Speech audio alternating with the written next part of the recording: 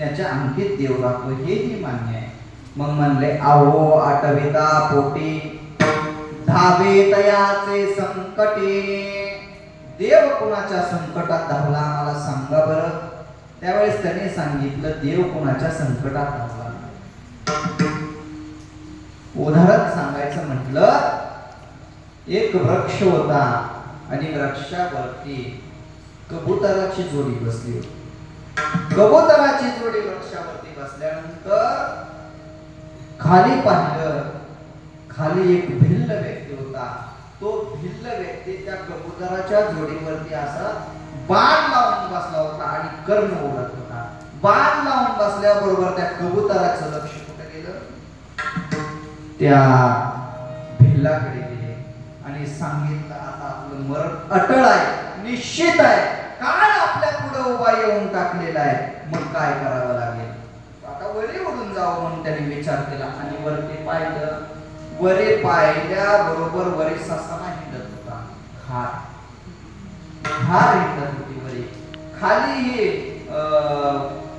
मरण आणि वरीही मरण अशी द्विधा अवस्था कोणाची झाली, कबुतराची. मग सांगा आता कबुतराने कोंकड गेलेलं चांगलं, कोंकड गेल्यानंतर ते वाचतील कळायले का नाही म्हणाले, नाही तर झोपेचा टाइम आणि कीर्तनाचा टाइम एकच. वरीही मरण आहे आणि खालीही मरण आहे. मग कबुतराने विचार केला, आता थोडं रामायणातील दृष्टांत सांगितल्यावर चालेल. बघा मारीच मामा मायावी विद्या प्रधान होता आणि मारीचाला ज्यावेळेस पुढं रावणानं बोलवलं गेलं, रावणा पुढं मारीच नावाचा राक्षस उभा टाकला आणि मारीचाला देवानं त्या रावणानं विचारलं, तू मायावी आहेस, मायावी असल्यामुळे तू काय कर, सीते पुढे जाऊन उभा टाक, ज्या ठिकाणी सीता आहे त्या ठिकाणी सुवर्ण रूपे हरण बन आणि तुझ्या मोहामुळे सीता आपलं मी ते सीता मोहित होईल आणि सुवर्णाचे ब्लाउज पीस किंवा चोळी मागेल, सुवर्ण रूपे हरणाची कातडी मागेल आणि प्रभू रामचंद्र त्याच्या तुझ्या मागे लागतील आणि तुझ्या मागे लागल्यानंतर तू रामचंद्राला लांब घेऊन जा आणि सीतेचं अपहरण मी करीन. असं कोण म्हणतं, रावण कुणाला म्हणतो, वा मारीच मामाला सांगतोय. आणि मारीच मामाने विचार केला, नाही जर असं केलं तर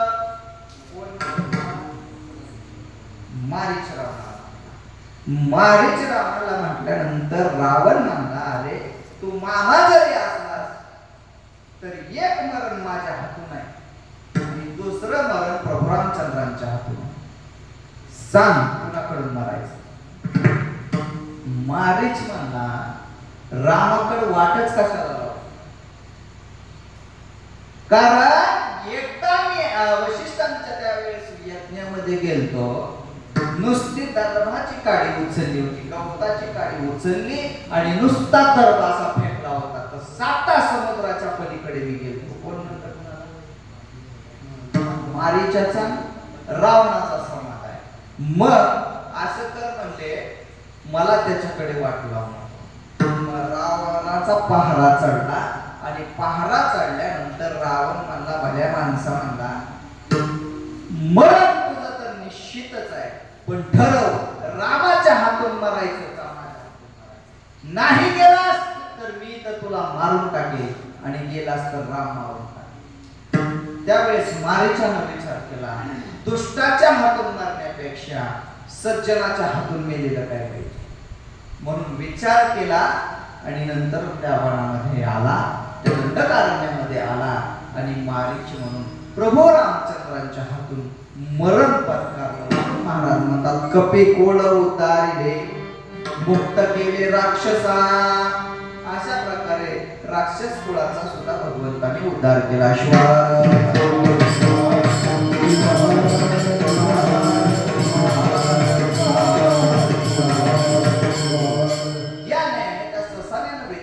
खालीही मरण आहे आणि खालीही मरण आहे, फुकट मरण्यापेक्षा भगवंताचं नाम चिंतन करून मेलेलं काय वाईट. कारण महाराज सांगतायत ममय वंशजी बोलोके जेव होता सनातना मनशिष्टानी इंद्रियानी प्रकृती स्थानी कर्षती. सतत भगवंताचं सतकीर्तयंतो माम यतंतश्य तडपदा नमस्तश्यंच माम भक्त्या नित्ययुक्त उपासते. या श्रद्धेने या न्यायाने ज्या ठिकाणी भगवंताचं नामचिंतन रूपी चिंतन करून मेल्यानंतर भगवत भक्ती किंवा भगवत स्वरूपाला प्राप्त होतं. म्हणून कबुतराने विचार केला शिवनाम जपून जर मेलं तर काय वाईट ठरणार. म्हणून त्यांनी विचार केला आणि शुद्ध भावनेने भगवंताचं चिंतन केलं. आणि गंमत अशी झाली पायाला मायावी असा असणार सर्प येऊन चावला. भिल्लाचा बाण चुकला आणि बाण चुकल्यामुळे भिल्ल खाली पडला. बाण उडून ससाण्याला लागला. ससानाही गेला आणि भिल्लही गेला. आणि नामरूपी चिंतन करणारे दोन्ही कबूतर शाबूत. का दृष्टांत संपला. आता सिद्धांत लक्षात घ्या. याचं कारण एक आहे शुद्ध भावाने भगवंताचं नाम चिंतन. असे शुद्ध भाव ज्याचा म्हणून देवा करवी त्यांची सेवा. देव अंकित तयाचा देव त्यांच्या अंकित राहिले आणि राहिल्यानंतर आहो वाटाविता पोटी शुद्ध भावनेने देवाच्या धावा केला आणि धावे तयाचे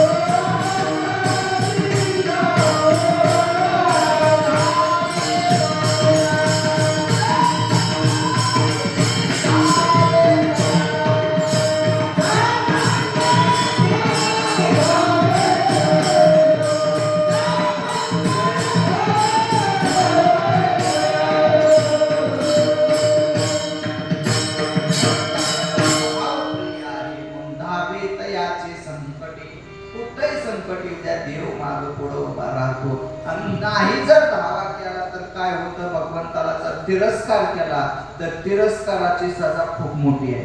दक्ष प्रजापती यज्ञ करू गेला. तिरछेद झाला दयाचा का झाला तिरस्कार केला भगवान शिवाचा. पार्वती आई साहेबांनी विचारलं एक विमान चाललेले कुठे आहेत. ते म्हणले कशाला विचारते बाबा जाऊ दे काय करायचंय आपल्याला. नाही नाही सांगा सांगा म्हटल्यानंतर सांगितलं तुझ्या बापाच्या घरी. कशा करिता म्हटले खूप मोठी आज्ञा आहे. काय दक्षाने यज्ञ ठेवलाय आणि एकदा मी दक्षाच्या सभेमध्ये गेलो मी नाही उभा टाकलो म्हणून राग आला. रागाच्या भरात जावयाचा अपमान करण्याकरिता त्याने यज्ञ ठेवला आणि त्या यज्ञामध्ये मला बोलवलं नाही. आणि एक टेपली की सगळ्या विमाने येत असताना दक्षाने सांगितलं की तुम्ही कैलास मार्गाने या आपला मार्ग बदला. म्हणून ते त्या ठिकाणी आले. विमान जात होते. सतीला राग आला. रागाच्या भरात सती नाही तिथं गेली. दक्षाच्या ठिकाणी गेले आणि गेल्याबरोबर आपल्या नवऱ्याचा अपमान झालेला पाहिला. बोलवलं नाही म्हणून काय केलं यज्ञात उडी मारली. उडी मारल्याबरोबर ही गोष्ट नंदीने भगवान शिवाला सांगितले आणि भगवान शिवाला राग आला आणि काय केलं शिरच्छेद झाला. का जर शिवाला धरून केलं असतं तर यज्ञ सफल झाला असता. नाही केलं म्हणून काय झाला शिरच्छेद झाला. का शिवाला सोडलं महाराज म्हणून भक्ती फेल झाली. म्हणून काय झालं मुलग कशाचं आलं म्हणून शिव परमात्म्याचं दर्शन करावंच लागतं. असं म्हणून भगवंताचा भाव भगवंताला प्रिय आहे आणि धावा हे शुद्ध अंतःकरणाने केला पाहिजे. आहोवा कविता पोटे धावे तयाचे संकटे. मग असं केल्यानंतर काय होईल म्हटल्यानंतर महाराज अभंगाच्या